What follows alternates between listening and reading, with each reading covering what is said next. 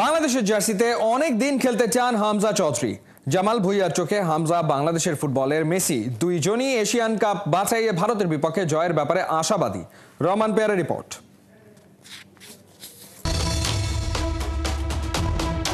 এ এক ঐতিহাসিক মুহূর্ত।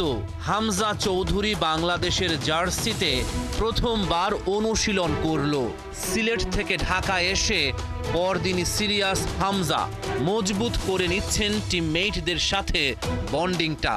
বেছে নিয়েছেন 8 নম্বর জার্সিটা। বসুন্ধরা কিংস অ্যারেনার সন্ধ্যাটাকে মাতিয়ে রাখেন Hamza. Hamza, Premier League player, coming to the team is like, let's just say it as it is. It's like our Messi is coming, right? So that's how I feel about it. বাংলাদেশের মেসিকে পেয়ে উচ্ছ্বসিত জামাল ভুঁইয়া। জাতীয় দলের সাথে প্রথমবার হামজা। এ এক ঐতিহাসিক দিন। খেলোয়াড়, কোচ যে যার মতো করে রেখেছেন রঙিন। ক্রিকেটকে এক পাশে সরিয়ে সবার আগ্রহের কেন্দ্রে এখন ফুটবল। হামজা আসতেই বেড়ে গেছে সবার মনোবল। একটা বড় স্বপ্ন নিয়ে তারকা মিডফিল্ডার পরবেন লাল সবুজ জার্সি। বহুদিন বাংলাদেশের হয়ে ছড়িয়ে যেতে চান দুটি। Actually, it's so nice for them to be able to see that side of Bangladesh and how emotional we are as a nation. But they've been nothing but positive. So really positive message sent করতেছে। আর আমার ফ্যানগুলো তো proud feel করতেছে যে আমি ACL।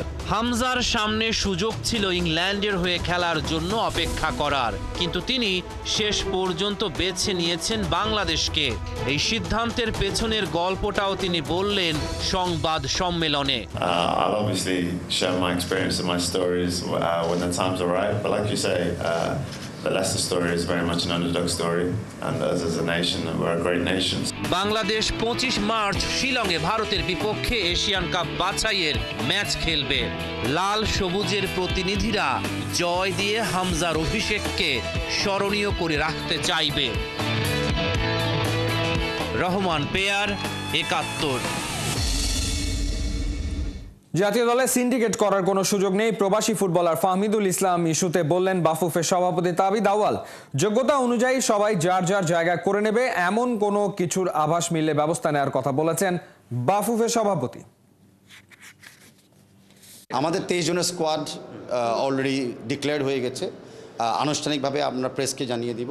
তো সেই 23 স্কোয়াডে এবারের জন্য ফাহমিদুল নাই। যত রকমের প্লেয়ার, যতগুলো প্লেয়ার বাংলাদেশ লিগে খেলে, বিদেশ মাটিতে খেলে, আমরা সবসময় সবাইকেই আগামী স্কোয়াডে রাখার জন্য চিন্তা ভাবনা করি। এই মুহূর্তে আমাদের আগামী যে ম্যাচ, সেই ম্যাচের ট্যাকটিক্যাল সিচুয়েশনের জন্য বেস্ট 23কে আমরা চুজ করে নিয়েছি। আগামী ম্যাচে কী হয় সেটা আগামী ম্যাচের জন্য ওয়েট করতে হবে। বাট যে কোনো প্লেয়ার আগামী ম্যাচে আবার কিন্তু দলে আসতে পারে। সিলেট থেকে মঙ্গলবার রাতে ঢাকায় এসেছেন হামজা দেওয়ান চৌধুরী। তারপরই সকালে চলে যান ব্রিটিশ হাই কমিশনের বাসভবনে। হাই কমিশনারের সাথে সৌজন্য সাক্ষাৎ করেছেন পাকা 1.5 ঘন্টা। বেরিয়ে জানিয়েছেন ঢাকার প্রথম সকালটা বেশ উপভোগ করেছেন তিনি। বিস্তারিত মোহাম্মদ আদনানের রিপোর্টে। হামজা চৌধুরী বাংলার ফুটবলে এনেছে নতুন দিনের আলো। বাংলার ফুটবল যেন ফিরে পেয়েছে তার হারানো জৌলস। হামজার ছোঁয়ায় বদলে যাবে বাংলাদেশের ফুটবল, প্রত্যাশা সবার। ফ্যান বেজও শক্তিশালী হয়ে গেছে রাতারাতি। শেষ কবে বাংলাদেশ ফুটবল দলের টিম হোটেলে এত ক্রেজ ছিল তা কি আপনার মনে পড়ে? একটা কিশোর হাতে ফুটবল নিয়ে খুঁজে বেড়াচ্ছে হামজাকে। হামজার সাথে সেলফি এবং অটোগ্রাফ চাই তার, কারণ এই কিশোর হামজার মহাভক্ত। ইংলিশ প্রিমিয়ার লিগের বিশাল ফ্যান। বাংলাদেশের ফুটবলে যে হামজার বিগ অ্যাসেট জানা আছে এই কিশোরেরও। আমার অনেক ভালো লাগতেছে ওকে দেখতে, আমি অনেক এক্সাইটেড। লেস্টার সিটি একটা প্লেয়ার, অনেক বড় একটা ডিল লেখা ওকে। ওকে কাছে পেলে সিগনেচার যেতে পারি, অনেক কিছু হতে পারি, কারণ এটা একটা বিগ ডিল তো, একটা বড় ফুটবলারকে দেখানোর জন্য। হ্যাঁ জি, ও বাংলাদেশ ফুটবল ফেডারেশনকে অনেক আপগ্রেড করতে পারে, কারণ ও অনেক ভালো খেলে এরকম। হ্যাঁ, এটা ভালো লাগে, মানে বুঝতে পারি যে একজন আমার সাথে কমিউনিকেট করতে পারে এরকম। হামজা আসলে এক নিপাট ভদ্রলোক। সিলেট থেকে শুরু করে টিম হোটেল, কোথাও কোনো সমর্থককেই নিরাশ করেননি তিনি। সকলের আবদার মিটিয়েছেন হাসি মুখেই। প্রিমিয়ার লিগ খেলা তো আর চারটিখানি কথা নয়, কিন্তু এত অর্জনের ভিড়েও পা মাটিতেই রেখেছেন হামজা চৌধুরী। মোহাম্মদ আদনান, 71।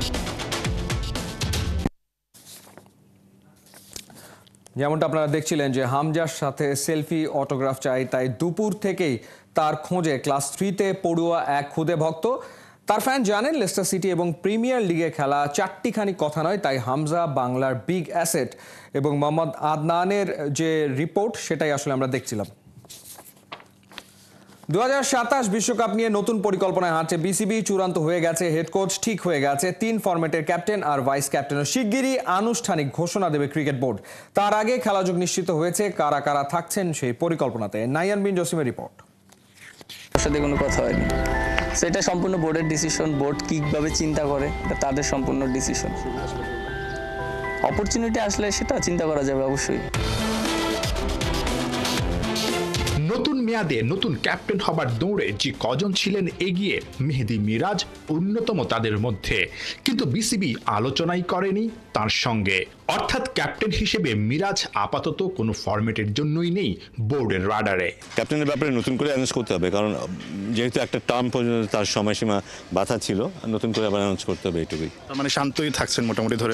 এটা বলি নাই, বলছি আমি আমার দলের সবাইকে নিয়ে সঠিক পথে এগিয়ে যাব। ক্রিকঅপস চেয়ারম্যান স্বীকার না করলেও নাজমুল শান্ততেই বোর্ড আস্থা খুঁজছে আবারও। 2027 বিশ্বকাপ সামনে রেখে নতুন করে পুরনো ক্যাপ্টেনকেই দায়িত্ব বুঝিয়ে দেয়া হচ্ছে। খেলাযোগ নিশ্চিত হয়েছে, ওডিআইতে নাজমুল শান্তকে ক্যাপ্টেন আর মেহেদী মিরাজকে তার ডেপুটি করে শিগগিরই আনুষ্ঠানিক ঘোষণা আসবে। ওডিআইয়ের মতো টেস্টেও নতুন করে ক্যাপ্টেন্সি পেতে যাচ্ছেন নাজমুল শান্ত। সিদ্ধান্ত চূড়ান্ত। শান্তর বড় সাফল্য সিলেটে নিউজিল্যান্ডের বিপক্ষে টেস্ট জয়, পাকিস্তানের মাটিতে পাকিস্তানকে 2 টেস্টে হারানো। শান্তর ক্যাপ্টেন্সিতে তাই বিসিবি আবারও আস্থা রাখল। ওয়ানডের মতো টেস্টেও মেহেদী মিরাজকেই শান্তর ডেপুটি করা হচ্ছে। আনুষ্ঠানিক ঘোষণা দ্রুতই আসছে। 2 ফরম্যাটে শান্তর কাঁধে ক্যাপ্টেন্সির ভার বুঝিয়ে দিলেও টি-20-র ক্যাপ্টেন্সিতে যে বদল আসছে সেই ইঙ্গিত বিসিবি সভাপতি আগেই দিয়ে রেখেছে। লিটন ক্যাপ্টেন্সি পেতে যাচ্ছেন সেই খবর আগেই জানিয়েছিল খেলাযোগ। নতুন খবর, তার ডেপুটি অর্থাৎ ভাইস ক্যাপ্টেন হচ্ছেন তাসকিন আহমেদ। এদিকে 2027 বিশ্বকাপকে সামনে রেখে পুরনো কোচিং স্টাফেই আস্থা বিসিবির। শুধুমাত্র নতুন একজন ফিল্ডিং কোচ খোঁজা হচ্ছে, তবে বাকি কোচিং স্টাফ একই রকম থাকছে। চ্যাম্পিয়ন্স ট্রফির পর চুক্তির মেয়াদ শেষ হলেও ফিল সিমন্সকেই নতুন করে আবারও হেড কোচ হিসেবে দেয়া হচ্ছে নিয়োগ। বাংলাদেশের কোচ হিসেবে সিমন্সের ব্যর্থতার পাল্লাটাই ভারী। সদ্য সমাপ্ত চ্যাম্পিয়ন্স ট্রফিতে বাজে পারফরম্যান্স, আফগানিস্তান ওয়েস্ট ইন্ডিজের বিপক্ষে ওডিআই সিরিজে হার, সাউথ আফ্রিকার বিপক্ষে টেস্ট সিরিজে ভরাডুবি। সাফল্যের ছোট তালিকায় ওয়েস্ট ইন্ডিজের মাটিতে ওয়েস্ট ইন্ডিজকে টেস্টে হারানো ও টি-20-তে হোয়াইট ওয়াশ। নতুন মেয়াদে সিমন্সের সাফল্যের পাল্লা ভারী করার মিশন এবার। নাহিয়ান বিন জসিম, 71। যেমনটা কিছুক্ষণ আগে বলছিলাম যে সিলেট থেকে মঙ্গলবার রাতে ঢাকা এসেছেন হামজা দেওয়ান চৌধুরী। তারপরই সকালে চলে যান ব্রিটিশ হাই কমিশনের বাসভবনে। হাই কমিশনারের সাথে সৌজন্য সাক্ষাৎ করেছেন পাক্কা 1.5 ঘন্টা ধরে। বেরিয়ে জানিয়েছেন যে ঢাকার প্রথম সকালটা বেশ উপভোগ করেছেন তিনি। মোহাম্মদ আদনানের রিপোর্ট। এই ছবি দেখে কে বলবেন এই মানুষটা বিগত 2 দিন ধরে লাগাতার জার্নি করছেন। নেই কোনো ক্লান্তির ছাপ, নেই কোনো বিরক্তির আভাস, মুখে এক হৃদয় জুড়ানো হাসি। কেনই বা থাকবে না? যে বাংলাদেশকে বুকে ধারণ করেন হামজা, সেই বাংলাদেশেই পা রেখেছেন তিনি। রাতে সিলেট থেকে ঢাকায় আসেন, এরপর আর্লি মর্নিংয়ে চলে আসেন ব্রিটিশ হাই কমিশনের বাসভবনে। হামজার এমন হাস্যোজ্জ্বল চেহারা দেখে একটি লাইনই বলতে ইচ্ছে হয়, তুমি না থাকলে সকালটা এত মিষ্টি হতো না। সকাল 8টার দিকে হামজা ব্রিটিশ হাই কমিশনারের বাসভবনে আসেন। সেখানে প্রায় 1.5 ঘন্টা চলে সাক্ষাৎ। 9:30টার দিকে বেরিয়ে আসেন তিনি। সারাদিন বাফুফের সাথে হামজার বিজি শিডিউল। তবে ঢাকার প্রথম সকালটা বেশ উপভোগ করেছেন হামজা চৌধুরী। জানিয়েছেন মোটেও ক্লান্ত নন, বরং উৎফুল্লই আছেন। তার পরিবারও নাকি দারুণ এনজয় করছেন বাংলাদেশে। খুব ভালো লাগছে, ভালো লাগছে। আমি টায়ার্ড না, আমার ভালো ফিলিংস আছে, সো সবটা ভালো। জি, both excited, really excited to meet everyone and then to train as well. balasa. Aram kai uchi swimming was over, so I'm happy. No, we just discussed my journey, what it means for me to come and play for Bangladesh, and we spoke about how well the women's football team is doing. So it was very nice to come. Just to share my experience and just to enjoy it. Yeah, he's very excited. He thinks the team's really ready. So inshallah we'll be able to go to India and play well. Happy, I'm very, very happy. I've said lots of times home away from home, so it's in my heart, so I love it. মুখে একগাল ভালোবাসার হাসি নিয়ে ভক্তদের আবদারও মিটিয়েছেন হামজা। ভক্তদের selfie তোলার আবদার পূরণ করেছেন একে একে। ছিল না এক বিন্দু পরিমাণও বিরক্তির ছাপ।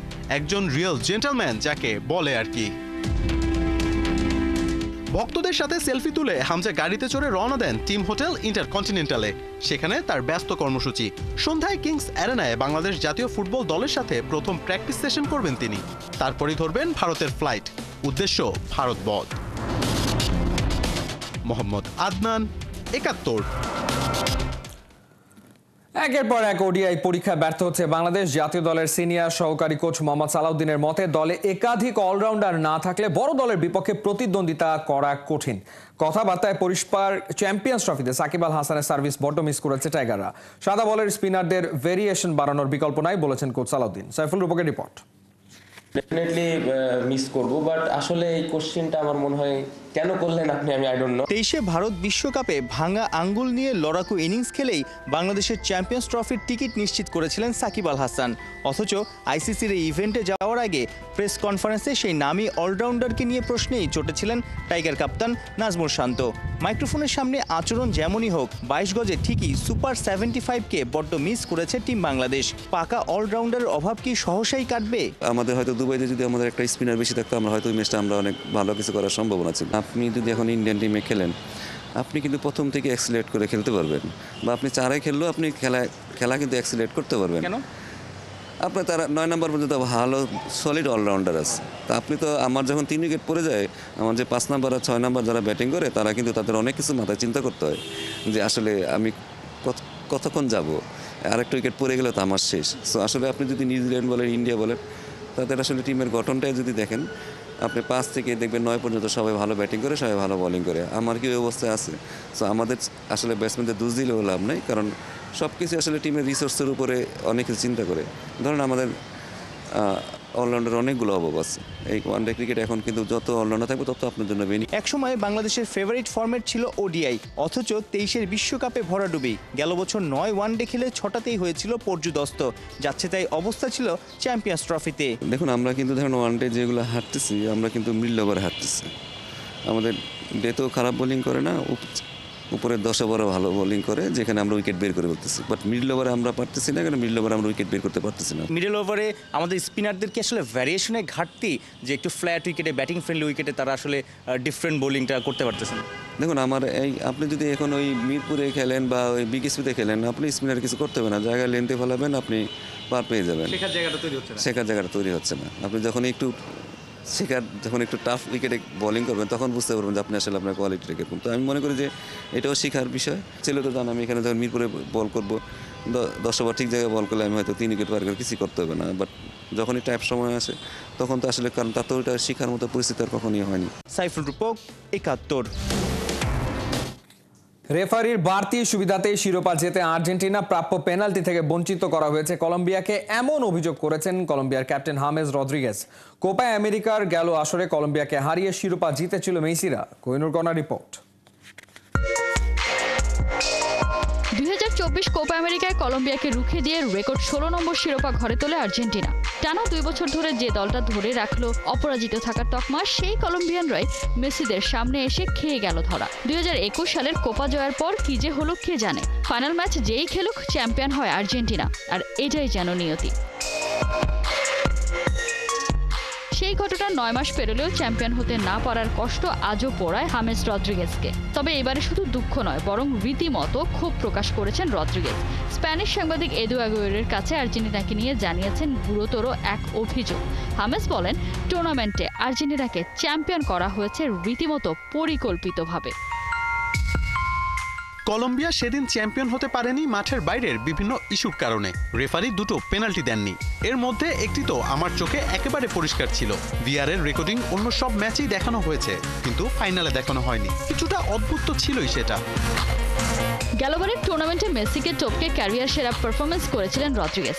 এত কিছু করেও দলকে জেতাতে পারেননি একটি শিরোপা। গল্পের নায়ক বোধহয় সবাই হতে পারেন না। কোহিনুর কণা, ৭১। এই ছিল এই মুহূর্তের খেলা যুগে সরাসরি সংবাদ অনুষ্ঠান দেখতে চোখ রাখুন ৭১-এর ফেসবুক পেজ এবং সাবস্ক্রাইব করুন ৭১-এর ইউটিউব চ্যানেল। ৭১-এর সাথেই থাকুন।